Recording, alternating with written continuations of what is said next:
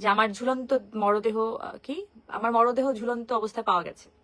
আমাকে যদি কোনোভাবে কেউ খুন করা হয়, ভাববেন যে আমি যদি মরে যাই, ভাববেন যে এটা স্বাভাবিক মৃত্যু না, আমাকে কেউ মেরে ফেলেছে। হঠাৎ করে মধ্যরাতে লাইভে এসে সাংবাদিকদের উদ্দেশ্য করে কি বললেন অভিনেত্রী পরীমণি? তিনি সাংবাদিকদের উপরে হঠাৎ করেই ক্ষেপে গেলেন কেন?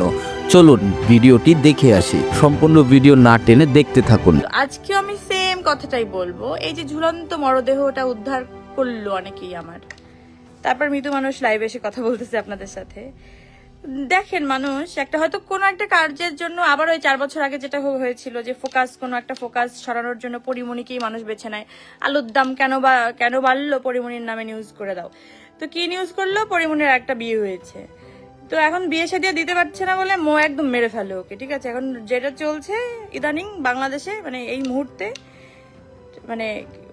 আপনারা সবাই তো অবগত, আমাদের ইন্ডাস্ট্রি নিয়ে একজন স্বনামধন্য আর্টিস্টকে নিয়ে যেভাবে যে জিনিসটা হচ্ছে, সেটা তো আসলে কাম্য নয়। সেই জিনিস নিয়ে যখন কথা হচ্ছে, তখন এটাকে থেকেই থামাবার আমি জানি না, আমার সেটাই মনে হচ্ছে।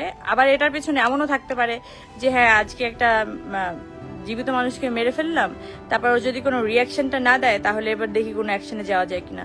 ভাই, এত সোজা না, এত সোজা না। আমি আগেও বলছি, ওই 4 বছর আগে গলাবাজি এরকম গলা ফাটায় যে আমি সুইসাইড করার মতো মেয়ে না, আর আমার জীবনে এখন সুইসাইড করার মতো কোনো ইস্যুই নাই। আমার জীবন ভাই বিন্দাস। আমার 2টা বাচ্চা নিয়ে আমি আমার নিজের লাইফ, নিজের কাজ, নিজের জীবন, আমি খুবই খুবই খুশি, সুখী একটা মানুষ এই মুহূর্তে, আলহামদুলিল্লাহ।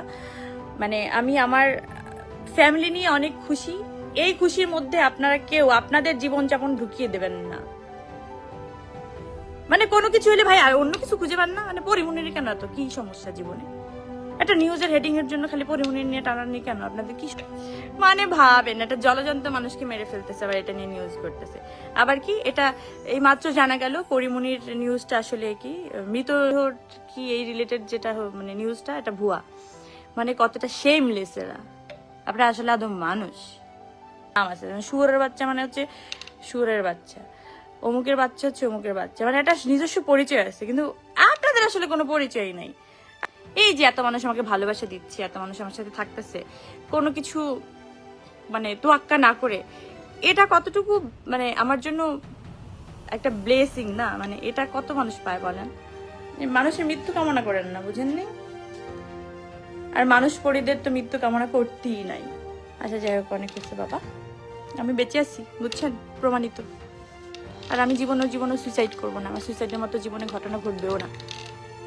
দেখো, থাপড়ায় মারা ফেলতে পারি যারা সব নিউজ করে যে কি আমার একটা নিউজ হয়েছে, আমার মরদেহ উদ্ধার হয়েছে, ঝুলন্ত মরদেহ। তো সেটা আমাকে লাইভ এসে প্রমাণ দিতে হচ্ছে যে না, এই দেখো আমি বেঁচে আসছি। এর থেকে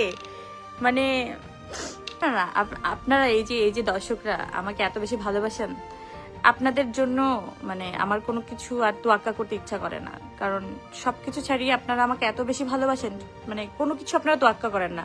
আমি কেন করবো তাহলে?